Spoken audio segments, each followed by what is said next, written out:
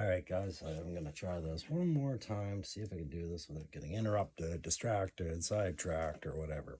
Hi, I'm the Crusty Old Crow. This is my show. This is my Crow's Custom Creation Corner, whatever I'm calling it in the comments or in the title, I guess is what I'm calling it. But the C means a lot of things, right?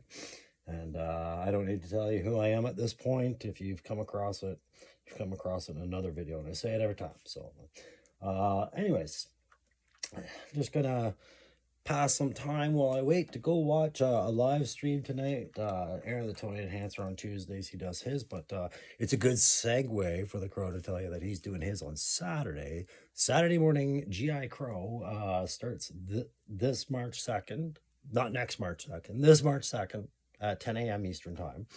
It's my time here in Ottawa, and I will just roll it for an hour, see who shows up, shoot the chit chat with you, talk about some Joe stuff. We'll talk. You can come in your pajamas, you can bring your cereal. I can't see you, you can see me. That's fine. I'll be working on Joe customs. We'll maybe pull up characters, talk about characters, and we'll just talk about whatever you guys want to talk about. But I can guide the chat. I'm ready to guide the chat. I can take us where we want to go. Maybe we talk about current events, because we know on Thursday we're going to get new news from Hasbro. Thursday the 29th at 11 a.m., whatever time that was on. Emily and Lenny and the team, they're gonna drop us some new Hasbro news.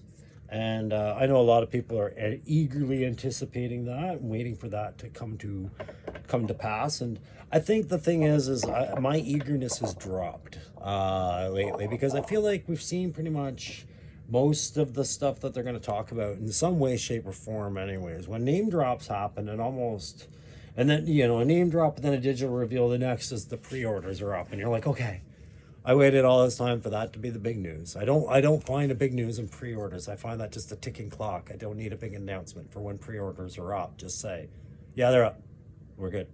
Maybe say it a couple of times so everybody gets it. But will we see things on the Nemesis Immortal and Jinx, Jinx and Doc and all that? I expect to go up for pre-orders. But with Nemesis Immortal and who was the other one? Leatherneck. I'm wondering if we're going to start seeing some stuff about them. That would be good. I would appreciate seeing things about them soon. So what am they're also going to probably talk about O-Ring and whatnot, but I have some projections. I'm not going to talk about them, but I think they're going to drop at least one big surprise. And I'll tell you why, guys, while I work on my... currently, these legs belong to my Blizzard character, and I'm just going to start working on where the black's supposed to be highlighted again. And you're going to see me chip away at a couple of characters and a few weapons and some helmets and stuff that I'm working on, and I'll explain what they are as I go. I'm only going to make this video so long because I'm just going to tell you about that. But yeah, I think we're going to see more 2-packs coming out. I think maybe one of the big announcements will be a Night Force 2-pack that might feature either Psych Out or Sneak Peek. Perhaps a second crack at making a good Falcone would come in out of this. We've seen 2-packs for Mad Marauders. We've seen 2-packs for Tiger Force. So we're due for that. I think to be the next big move is we're going to see 2-packs for Night Force. And if those are Walmart exclusives and Hasbro online only, yeah, okay, that's the cost of doing business like this. But I think we need to embrace them whenever they do a 2-pack. Say good for you, because I think Hasbro is well aware that there's a demand to go back and get more troop builders done up in bundles, as they did with say Viper, the Viper 3-pack, or his Fire Team 788. Man, I can't wait to get back from England if that deal works out and I do a review on I'm very appreciative to the guy who's holding that for me, because or at least he's agreed to make sure that I get it if it's still around when I get back. I'm very happy about that, because I'm basically repainting some of my Cobras around it. Anyways, I expect more 3-packs and 2-packs in the following years. We'd love to see some Python Patrol 3-packs, maybe. Some troop build bundles would be nice, as per what they did with the Fire Team, where you have 2 good troopers and a centerpiece figure in that range Viper, right? These bundles would sell like hotcakes. Hasbro is not ignorant to that, right? But we'll see things like that, 2-packs, but I do think that Night Force is probably the one that's right around the corner. and I am kind of hopeful that it's I you know, it's hard to pick which two characters I'd like to see come out of that again. Just not two, just inserted there. We have Jody, we have Jody Shooter, we have Wolf Spider. Check off one of the ones I named. Check off another Outback even, or a Falcone, but definitely get to, you know, Charbroil, Repeater, who else did I say? Psych Out and Sneak Peek. You know, get those guys. We've got Tunnel Rat already. Complete that. And yeah. So the thing is, I would like to see a lot more Cobra 2 packs myself of, you know, the traditional Blue Troopers or Snow Troopers or things like that. I'd like to see it evolve, and I'd like to see Hasbro embrace giving guys their troop building army. So right now, where I left you guys with Blizzard is, I've taken the head off just for a moment, and I haven't really done anything with the helmet yet. I have found the visor. So if you guys remember, I bought that Kid Omega, if you've watched my thing, that Marvel Kid Omega, and he came with these psionic glasses with no arms. They just stuck into his nose. And they created an effect that, oh good, Steeler's already leaning over, that I had to do something with my Steeler conversion, because I was using the Kid Omega head for him.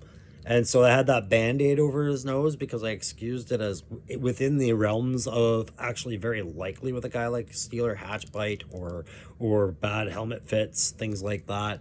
I just covered it up as a band-aid, right? But that thing was set in his nose. It was supposed to represent his psionic energy, creating an image for him. Like, look how cool I look with these glasses, right? So I managed to salvage those. I managed to put some plastic backing on them, and I kept them because I knew eventually they would come in handy, and they are coming in handy. I just got to find the right nose piece for them. So these, do I have my tweezers around? Do I have some tweezers? Yeah, let's do it this way, guys, so I don't screw it up. Nose is down. Yeah, it won't matter because the nose piece is going to be a separate piece entirely.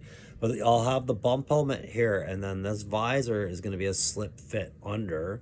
And then there'll be that ski nose piece that he has from the original box that just kind of separates that. And whether or not I'll yellow it or not, I'm not sure. I might just leave it at that and call that a day. Call that a win.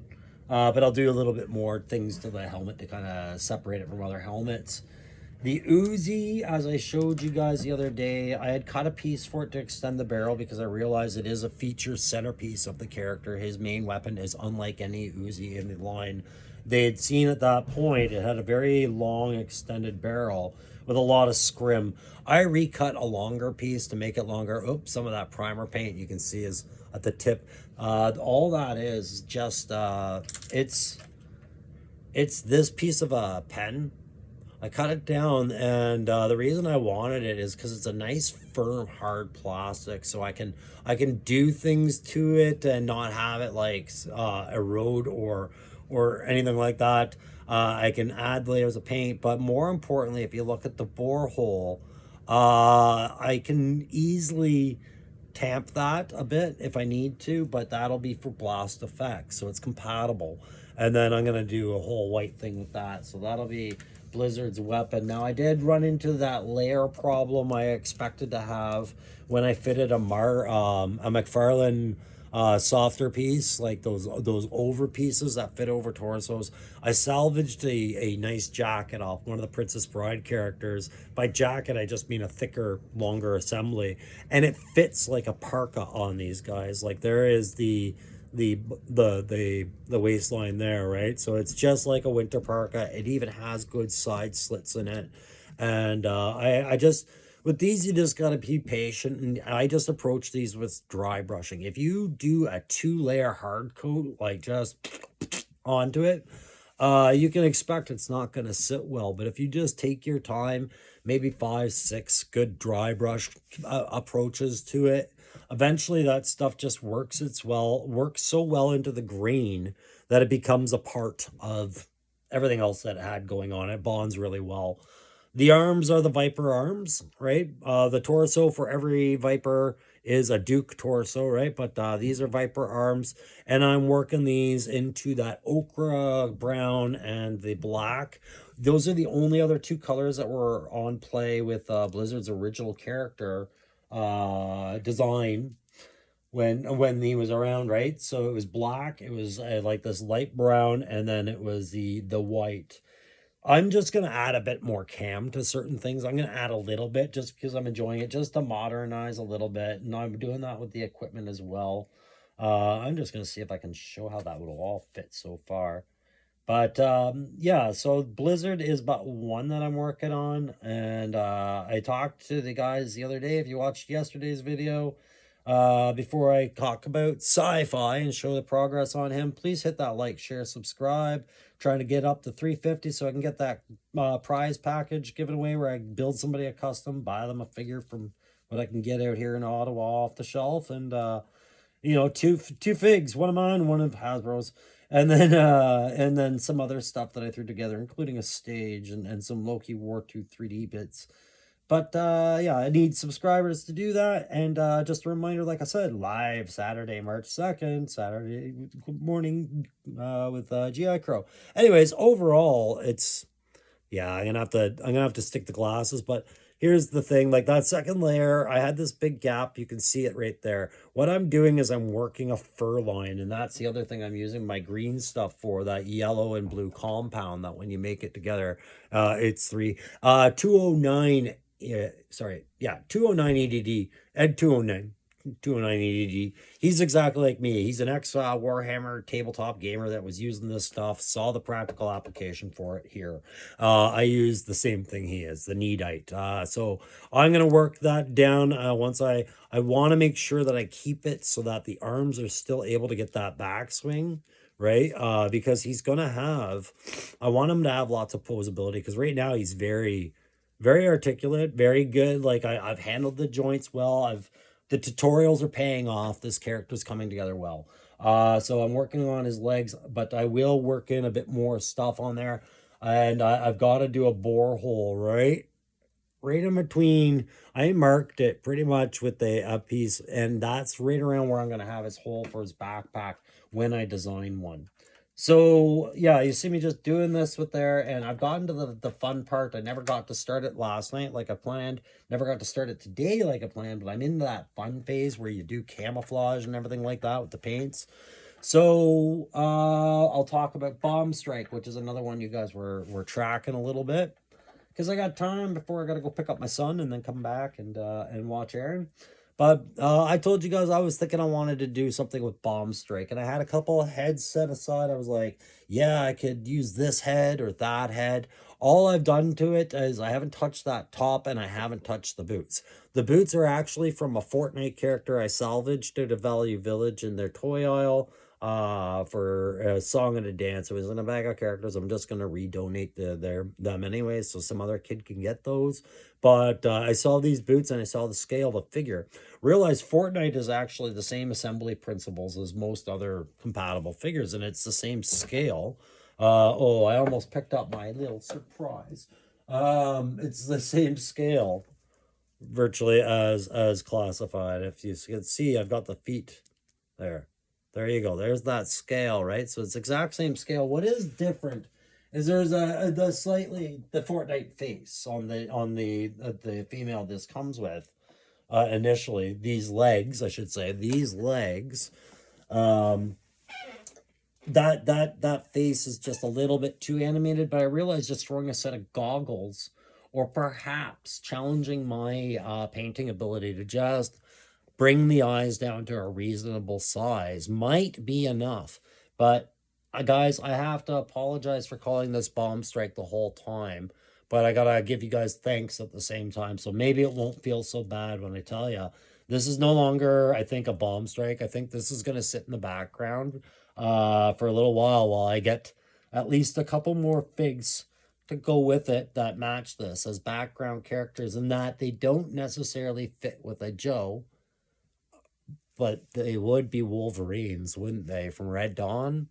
And I think this might very well be one of my Red Dawn girls. I do see a possibility of doing that with maybe some of the lines that don't make for such great classified figures, but make for great background characters. You know what I'm saying? So I can see.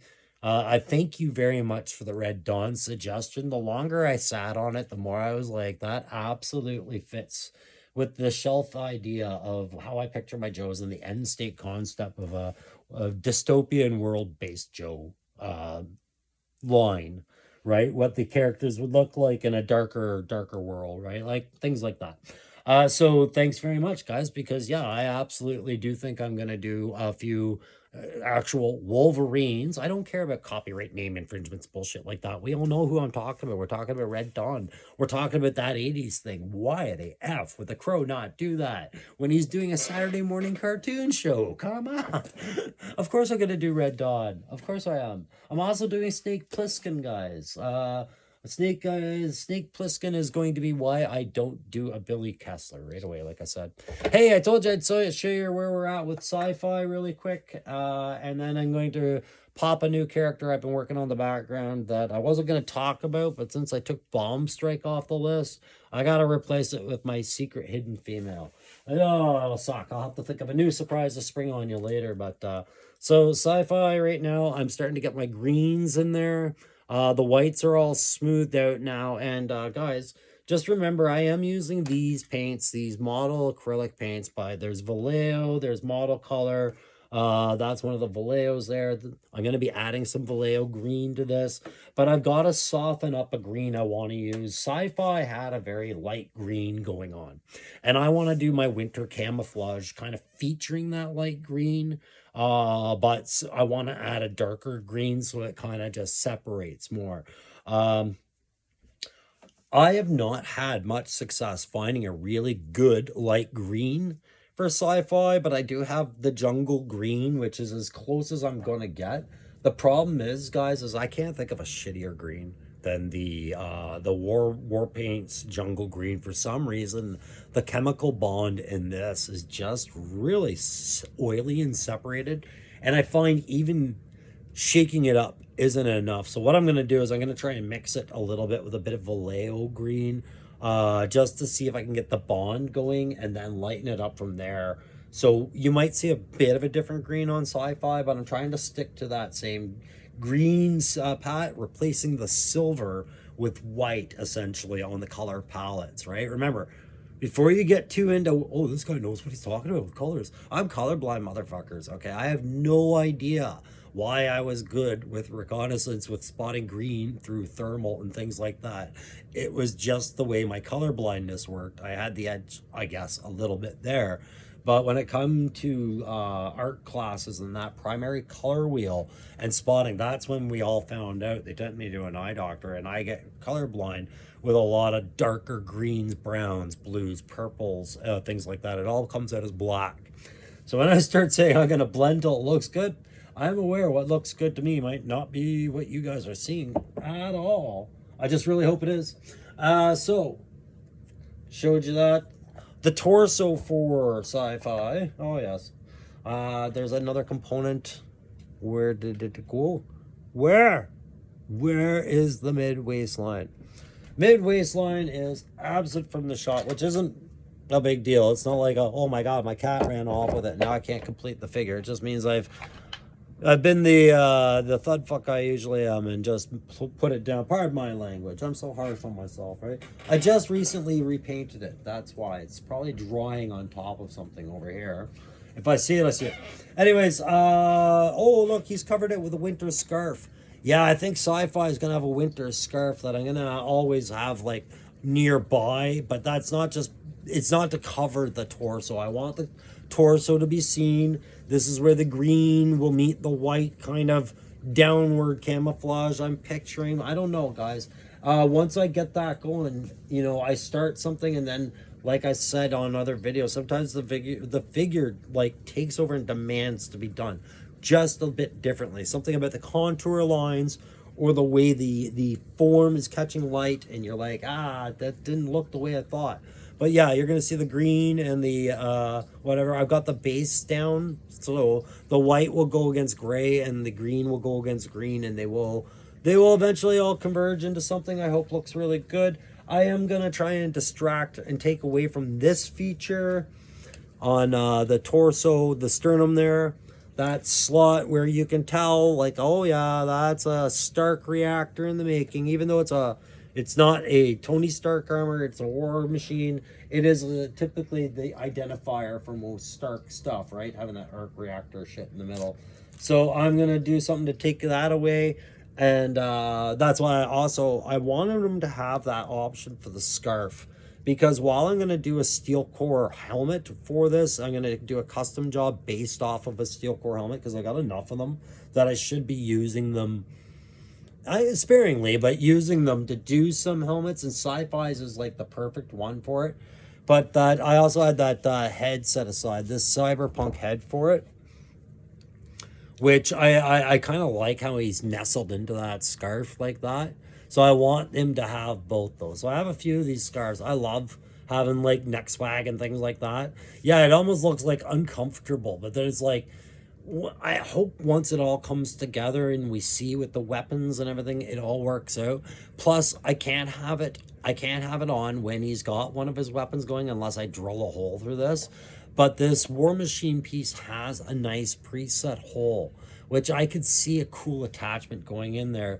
And this back isn't hard to work with at all with some extra tech and crossover stuff, right? Kit bash a little bit longer. Think a little harder. Oh, I wish I had put that centerpiece somewhere nearby that I could see it right off the top of my head. But clearly, oh, there it is. Yeah, like I had shown you guys before, it's a different kind of joint system on this one than what you're used to with working with classified. You have a bracket and you have this, right? So this, I can actually probably get away with popping this on right now. So let's try this together. All right, I am thinking where the crinkles show up in the fabric is probably the front. It would be the ab crunch. I'm going to lock that in, and you can see, hopefully, right in there, you can see there's a little claw piece. So look right here, this little claw piece sitting there, that's going to grab the ball joint, okay? So it's just slightly different than the way the ball joints work on the other stuff. But this will be the first time I've ever tried to snap the Warhammer, or not the Warhammer, the War Machine onto these legs. And I'm hoping I don't have to go off camera and scream and cry. But it's going to be a tight pop, hopefully. Well, it's not a tight pop. It's a bit of a, it's a pop. I can feel it going, but I don't know if that's the best fit. It might just be sustainable. I'll have to play with it with a heat gun and just see if I can make it fit more naturally, but it is trying to pop out. So what I might do is just shave down that ball joint because I don't need it to do a lot of swivel. I just need it to be able to turn and just be able to hold flat, right? But you can see kind of where it's going. And then I will have I'm thinking it's going to be my Steel Core flight helmet from the Steel Core Trooper set. Be a standby helmet. Whoa, careful there, Drunky McDrunk. And the arms I have not solved that yet, but it's not going to be hard to solve. So I'm going to do that. So that's where sci-fi is standing right now. Other things I have set aside are just extra paneling pieces and whatnot to build that armor up, make it look less and less like War Machine, more and more like something more original and military, hopefully. And, well, I mean, not that military. War Machine looked pretty friggin' military, I guess. I shouldn't have said that. So, last couple of things I did mention, guys. Pretty soon you're going to see me do something to the Paoli twins, my older versions, because I have the Crimson ones, and I like those. I really like those. I'm not doing anything with that. Remember my first conversions. This might be something I'm going to use for sci-fi's weapon, like just do something with these. You could expect to see that. I might give them a couple of plug-and-play weapon options there. But I said, like I said, I'm using Facebook Garage Sale to get ninjas right now because there's a couple of guys that have some good deals on ninjas, and I've talked and I've made arrangements with them. I'm going to go to England. I'm going to see what's going on over there and see if I can pick up anything cool for the prize pool, or, maybe at least try and get myself a Valaverse, even though everybody, they've got mixed opinions on Bobby Vala. I just don't like slamming something till I've held it in my hand. And if I can get a good deal, maybe I can get more than one. We'll see. But definitely there's an objective to get at least one Bobby Vala and maybe some weapons packs for prizes and things like that. But when I come back, I have contacted a guy who has he he's seen me on GI Joe Collectors Club Canada, I believe. Like, it's one of our sites. I jumped on Facebook when I first started this channel to try and promote a video. I was very excited. I was like, oh my god, I hadn't thought about advertising myself on Facebook. So I joined some GI Joe clubs.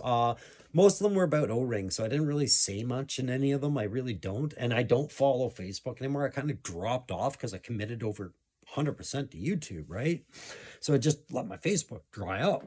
But he recognized me from there, and I explained to him I had a YouTube channel. He's hopefully, yeah, hopefully he's good to go, and he doesn't get an offer that he can't refuse while I'm gone to England. But when I get back, I'll get the His Fire team. So what I was doing with my Python patrol, I am now doing for a His Fire team operators set. I have a couple of custom team characters I'm going to do. I have the right reds. I'm just building it up, and I'm going to do my own customs. So when I do eventually, hopefully, fingers crossed, everything works out, get those His Fire team, those amazing looking characters. I'll have a couple more to add on right away, and it'll look really cool on the shelf. But those are on the go. So I said I would tell you about the one female I'm doing now that I bumped Bomb Strike further down the list to possibly be a Wolverine. Actually, no, I told you she'll be a Wolverine, guys. That was your idea. I loved it. Definitely doing a Wolverine, right? If I'm gonna tell myself to do a Pliskin because Loki sent me a Pliskin head, you guys suggest Wolverine. It's a great place for background characters to be stemming from, right? My dystopian America, Canada thing. But the female that's going to replace her is going to be wearing this other thing that I salvaged from the Fortnite character. This cool little jacket with the sleeve, with the characteristic pack straps already worked into it, and a little fur collar. It had some buttons I had to trim down. I left two up, cut two down. It was just like little buttons like a teenager would wear. But I was after that fur line collar, right? Winter troops.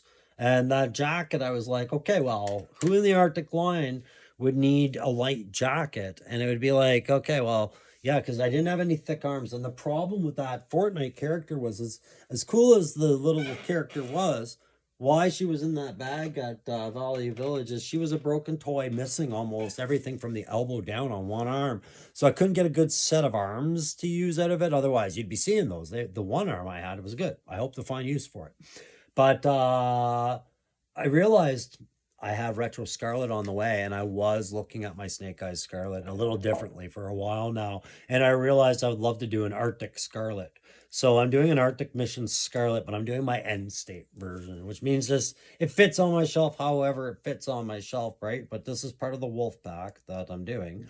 And it was based off not Scarlet, but the Widow Scarlet. The Scarlet that comes after the whatever end of Storm, not Storm Shadow. She didn't care about Storm, Snake Eyes, right? Like, what would she be like after, like the unthinkable to happen? And I'm sure we've seen it in a dozen story comic arcs, right? But in a dystopian world on top of that, where everybody has taken that loss, nobody has been safe, just be building that kind of a rugged survivalist character. I just gotta see where I stashed that head. Well, did I stash the head somewhere silly? I probably did because I love sabotaging my own videos, guys. But either way, yep, if I see it before I finish up the video, I'll do that. But it's going to work off this premise. Now, these pants are all just getting set for the color time. This is all just base coat and wash to get where I need to go. But it's going to be a black center line of the pants, like flat black probably. I don't know if I'll do gloss black. I'll probably do a soft black. And then I'm going to have a funkier, like a white, black, gray camouflage on the outside line. Like almost like a dry fit pattern. Like I hate saying it because it sounds so trendy, like tactical yoga pants. But the boots I thought were great for salvaging. And so this lower body is that Star Wars character I picked up last Thursday when I found all those clearance characters for $9. So I'm sorry, guys. I hate to keep turning my back to you.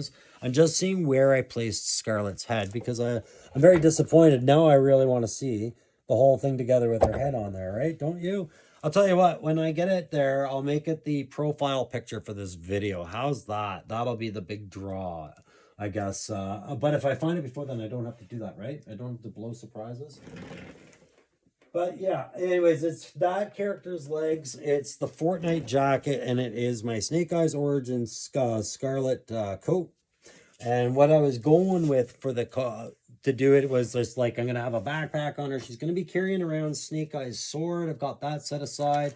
I haven't decided on her rifle, but I know if she is gonna get a rifle, or if she's just gonna get a nice piece of personal cutlery and purse protection pistol or something cool. But I'll give her something interesting. But I started doing her bow differently. I'm gonna do a bow. I want to see if I can create a mount that on the backpack for that. But the backpacks are going to be a winter backpack. I'm going to do a winter scrim on top of that. Not a scrim, a winter canvas cover. And now the problem about canvas covers is, while, you know, they're simple to do and they are so realistic, what they actually do is they're just a blank, it's like a fitted sheet for your bed that we just throw over these. There's no pouches, no straps, nothing. It's like a fitted sheet, literally, that folds over your pack. I had one in the garage. I'll bring it in one of these days again. You saw it in the background. It was my camouflage thing that sat over my shoulder. And I'm going to add one of those in there. And so unfortunately, it means it just takes some detail away from the pack. But such is the game. Hate not the player, hate that game, right? And then at the same time, I look at guys like Aaron, and me and him get talking, and we see there is a point where you can actually change this fucking game, right? When you realize that drama is drama, everything comes down to how you're trying to grow your channel and the way you're going to do it, right? So I joke about wanting to start drama, a north and a south brawl before it all with Aaron the Toy Enhancer, circa WWE, call him out. And, just like Sergeant Slaughter would, and just like we would play if we were neighbors growing up as kids, and I would go over to his house. Whoa. Hey, whoa. Sorry, guys. Go over to his house, and we would play Joe versus Cobra. Like, it's that kind of mentality. Sorry, I gotta take this off there. There. I'm closing her up, guys. So that's why we're going to start doing more live stuff. And Aaron says, he's like, let me know when your nerves are worked out and you're ready to go. And I just tell him, I'm like, Aaron, my nerves were worked out the day I took up this channel. Look how goofy I am, man. Do you think I worry about it? I spent so much time delivering information to troops in so many different ways. It don't matter what people think of me. I'm glad if people like me. I don't let it affect me if people have a negative opinion. I just try to move on, because I got something to talk about. And with G.I. Joe, I always got shit to talk about. So, guys, don't forget to like, don't forget to share, don't forget to subscribe. See you Saturday, hopefully, 10 a.m., right in front of that TV with cartoon. Bring your toys, bring your things you're doing, and we'll talk about all this kind of stuff that we're enjoying and see where we go from there, all right? Now go watch Aaron's show. Bye.